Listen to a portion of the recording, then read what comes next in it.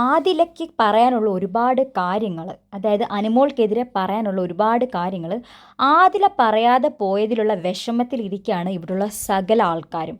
ആദില ഔട്ടായതിലല്ല, ആദില എന്തുകൊണ്ട് ആദിലയ്ക്ക് പറയാനുള്ള കാര്യങ്ങൾ പറഞ്ഞിട്ട് പോയില്ല എന്നുള്ള ഓർത്തിട്ടുള്ള സങ്കടമാണ്.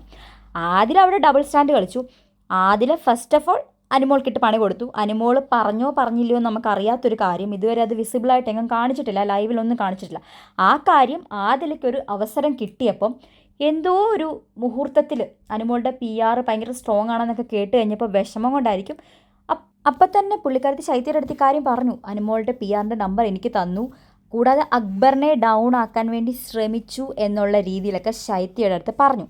അത് മാത്രമല്ല, അതിനെക്കുറിച്ചുള്ള ചർച്ചകളാണ്. അപ്പം നമ്മുടെ ലക്ഷ്മിയും അനുമോളും സംസാരിച്ചുകൊണ്ടിരിക്കുന്ന സമയത്ത് അപ്പാനി വന്ന് സംസാരിക്കാൻ വേണ്ടി ട്രൈ ചെയ്യുന്ന സമയത്ത് അനുമോള് പറയാണ്, എനിക്ക് ഇതിനെക്കുറിച്ച് സംസാരിക്കാൻ വേണ്ടി സൗകര്യമില്ല, നീ എന്നോട് ഇതിനെക്കുറിച്ച് എന്തെങ്കിലും കാര്യം ഉണ്ടെങ്കിൽ നമുക്ക് പുറത്ത് പോയിട്ട് സംസാരിക്കാം, എനിക്കിപ്പോൾ സംസാരിക്കാൻ താല്പര്യമില്ല. അപ്പാനിയുടെ വരവിൻ്റെ ഉദ്ദേശം ആദിലയോ പറഞ്ഞില്ല. ഇതാരെങ്കിലും ഒന്ന് പറഞ്ഞ് ഇവിടിട്ട് പൊട്ടിച്ച് ഇവിടെ ഒരു കലാശം നടത്തിയില്ലെങ്കിൽ, ഒരു പ്രശ്നം ഉണ്ടാക്കിയില്ലെങ്കിൽ ഇവൾ എന്തായാലും ജയിക്കും. ഇവളെ എങ്ങനെയെങ്കിലും ഡൗൺ ആക്കണം.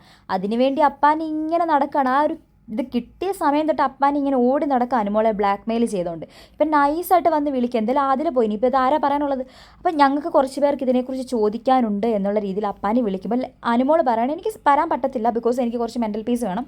ലക്ഷ്മി ഓൾറെഡി പറഞ്ഞു കൊടുത്തായിരുന്നു അനുവിൻ്റെ അടുത്ത്, അനു നീ ഇവരെ സംസാരിക്കുമ്പോഴും ഇവരുടെ കാര്യങ്ങളൊന്നും സംസാരിക്കാൻ വേണ്ടി പോവരുത്. നിനക്ക് ഈ ഒരു 3 ദിവസം അല്ലെങ്കിൽ 2 ദിവസം എന്ന് പറഞ്ഞാൽ ക്രൂഷ്യലാണ്, നിൻ്റെ ലൈഫിൽ ഏറ്റവും ഇമ്പോർട്ടൻ്റ് ആയിട്ടുള്ളൊരു ടൈമാണ്. ആ ടൈമിൽ നീ നിൻ്റെ ഗെയിമിൽ ഫോക്കസ് ചെയ്യണം. ഈ പുറത്തുനിന്ന് വന്ന ആൾക്കാരുമായിട്ടല്ല നിനക്കിവിടെ ഗെയിം. നീ നിൻ്റെ ഗെയിമിൽ ഫോക്കസ് ചെയ്യും. ഇവരുടെ ആരുടെയും പ്രശ്നങ്ങൾ പരിഹരിക്കലല്ല നിൻ്റെ ജോലി. അത് നല്ലൊരു സ്ത്രീ കേട്ടോ.